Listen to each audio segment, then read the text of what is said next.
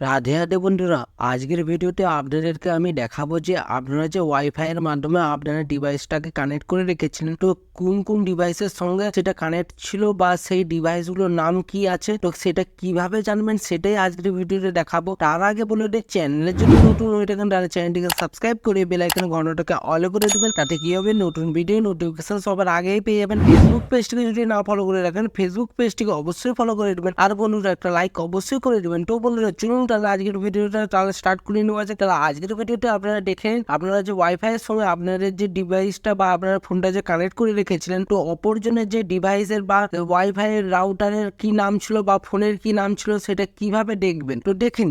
প্রথমে আপনার ফোনের যে সেটিং আছে সেটাকে ওপেন করে নেবেন।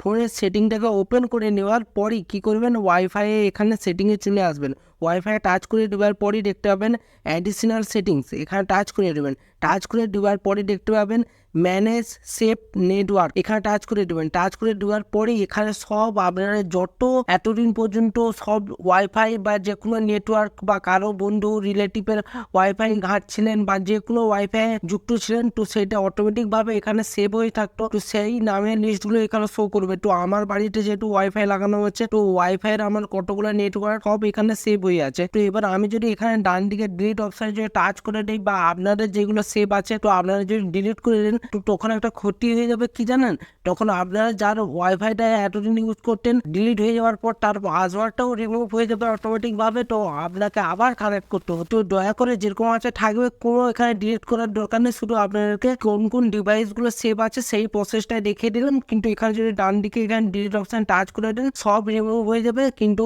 আবার সেই আত্মীয়কে বা আপনি যে বন্ধু বা রিলেটিভ যার কাছ থেকে ওয়াইফাই নিয়েছিলেন তাকে আবার পাসওয়ার্ড চাইতে হবে। তো চাওয়ারও দরকার নেই আর ডিলিটও করার দরকার নেই। তো বন্ধুরা এটাই আজকের ভিডিও ছিল। ভিডিওটি যদি ভালো লেগে থাকে অবশ্যই লাইক করে দেবেন। চ্যানেলে যদি নতুন হয়ে থাকেন তাহলে চ্যানেলটিকে সাবস্ক্রাইব করে বেল আইকনের ঘন্টাটাকে অল করে দেবেন। তাতে কি হবে, নতুন ভিডিও নোটিফিকেশন সবার আগেই পেয়ে যাবেন। ফেসবুক পেজটিকে যদি না ফলো করে রাখেন, ফেসবুক পেজটিকে অবশ্যই ফলো করে দেবেন। তো বন্ধুরা ভালো থাকবেন, সুস্থ থাকবেন, দেখা হচ্ছে নতুন ভিডিওতে। রাধে রাধে।